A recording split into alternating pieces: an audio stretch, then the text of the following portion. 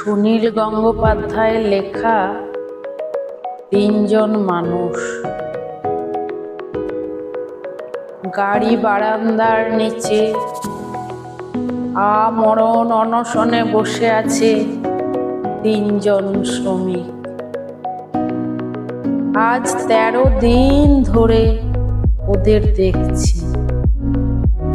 শীর্ণ মুখে, জলজলে চোখ, রুক্ষ দাড়ি, জট পাকানো চুল,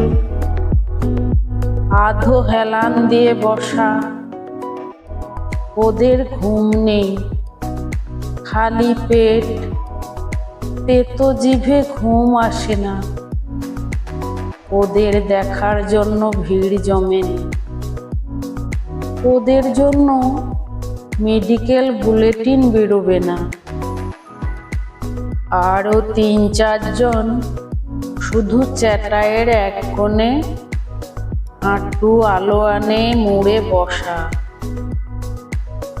নিঃশব্দ। সব কথা ফুরিয়ে গেছে। বাড়ি ফেরার পথে আজ 13 দিন ধরে ওদের দেখছি। মৃত্যু শিয়রে নিয়ে বসেছো কেন? কেড়ে খেতে পারলে না? একথা সত্যই আমার মনে আসে, নিজেই লজ্জা পাই। ওদের নেতারা কেউ এখানে নেই, তারা বাড়িতে ঘুমোচ্ছে। ওদের মালিকরা দিল্লি বোম্বাইতে ঘুমন্ত। রাষ্ট্রপতির প্রাসাদে খাটাখাটনি করছে 150 জন ভৃত্য। দর্জির কাছে কোমরের মাপ দিচ্ছে রোজ অসংখ্য মানুষ। গোটা বড়বাজার জুড়ে চোঁয়া ঢেকুরের শব্দ।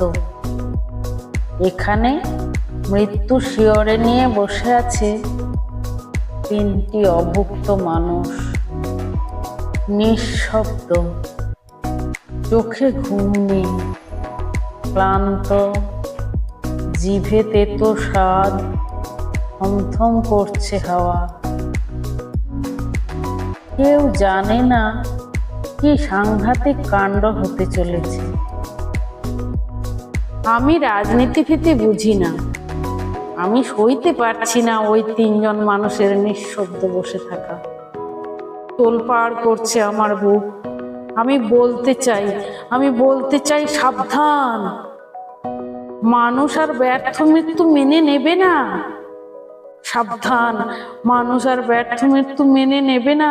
বাড়িতে ফিরে ভাতের থালার সামনে আমার গা গুলিয়ে ওঠে।